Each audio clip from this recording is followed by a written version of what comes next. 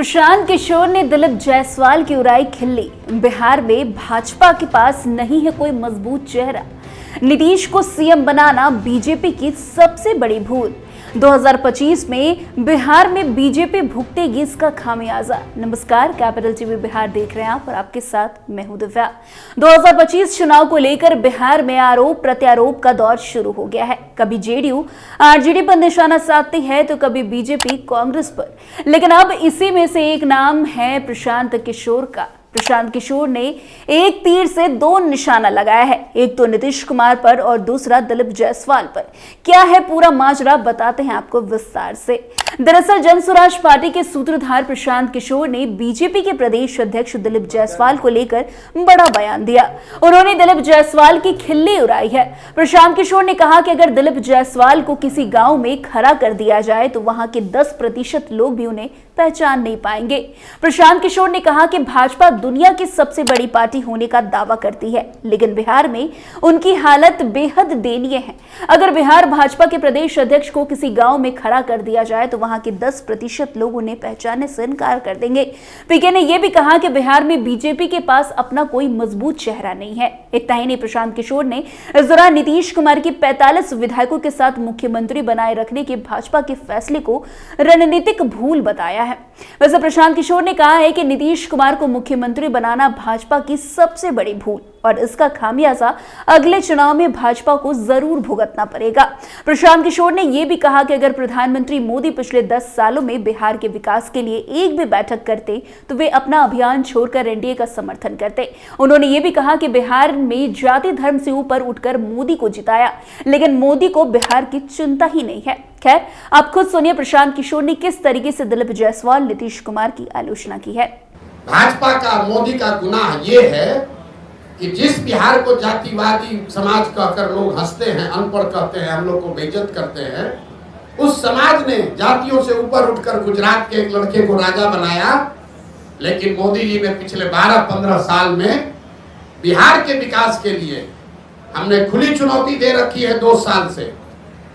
एक दिन अगर मोदी जी ने बिहार के विकास के लिए एक बैठक किया हो, काम का छोड़िए, अगर आप लोग सब पत्रकार हैं, आपको भी बता रहे हैं, अगर 12-15 साल में मोदी जी ने अगर आपने कोई खबर छापी हो कि मोदी जी ने बिहार के विकास के लिए, बिहार में शुगर मिल चालू करने के लिए, या बिहार में इंडस्ट्रियलाइजेशन के लिए, या बिहार में पलायन रोकने के लिए मोदी जी ने आज बैठक बुलाई है दिल्ली में, आप हमको खबर दिखा दीजिए। और ये सारे प्रयास के बाद हम जनसुराज का अभियान वापस लेकर एनडीए का समर्थन कर देंगे, आप दिखाइए। लेकिन जिस समाज ने जाति धर्म सब भूलकर मोदी को जिताया, उस मोदी ने बिहार की चिंता नहीं की। जैसे, एक मिनट पूरा समझ लीजिए, बिहार के बर्बादी के जो दोषी हैं वो लालू और नीतीश हैं, लेकिन इसके असली गुनाहगार कांग्रेस और भाजपा ही हैं। ये क्यों कह रहा हूं मैं? लालू और नीतीश ने बिहार में सत्ता चलाया है। बिहार की जनता ने उनको एक बार जीवन में, लालू जी को 1995 में और नीतीश जी को 2005 में एक ही बार मत दिया। लेकिन लालू जी जंगल राज 15 साल इसलिए चला पाए कि चंद सांसदों के लालच में कांग्रेस के लोगों ने बिहार और बिहार के बच्चों का भविष्य लालू के हाथ में गिरवी रख दिया। और जो गलती कांग्रेस ने की वही गलती आज भाजपा कर रही है। ये भाजपा वो दल है जो पूरे देश में, इसके लिए हम लोग कहते हैं कि दूसरे का दल को तोड़कर सांसद विधायक खरीद के सरकार बनाता है। बिहार में उसका 80-75 विधायक है, नीतीश का 43 है, लेकिन यहाँ सरकार नहीं बनाया। यहाँ नीतीश को बैठा दिया है ताकि हमको 12-15 एमपी मिलता रहे। तो भाजपा ने भी वही गलती की है जो कांग्रेस ने किया। कांग्रेस ने हम लोग के बच्चों का भविष्य लालू के हाथ में बेचा, भाजपा वाले हम लोग का भविष्य नीतीश के हाथ में बेचे हैं, और परिणाम भी वही होगा। जैसे कांग्रेस सिरे से बिहार में खत्म हो गई, लालू और नीतीश का कुछ भी हो, भाजपा यहाँ सिरे से खत्म हो जाएगी। नेतृत्व ऑलरेडी आप देख रहे हैं, भाजपा बिहार में नेतृत्व विहीन पहले से हो गई है, कुछ नहीं बचा। देखिए किसको बनाए, ये बताइए। रुकिए,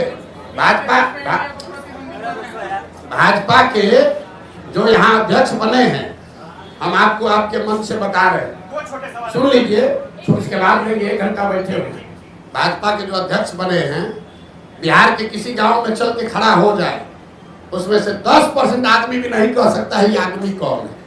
ये भाजपा के नेतृत्व का देखिए स्थिति।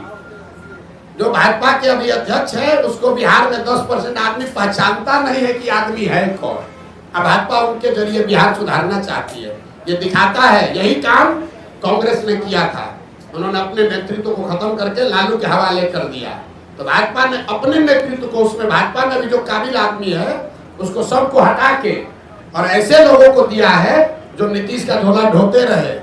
वैसे बता दें, प्रशांत किशोर का यह बयान एक तरह से दिलीप जायसवाल को यह दिखाने का प्रयास था कि उनका राजनीतिक महत्व उतना बड़ा नहीं है जितना कि वो या उनके समर्थक मानते हैं।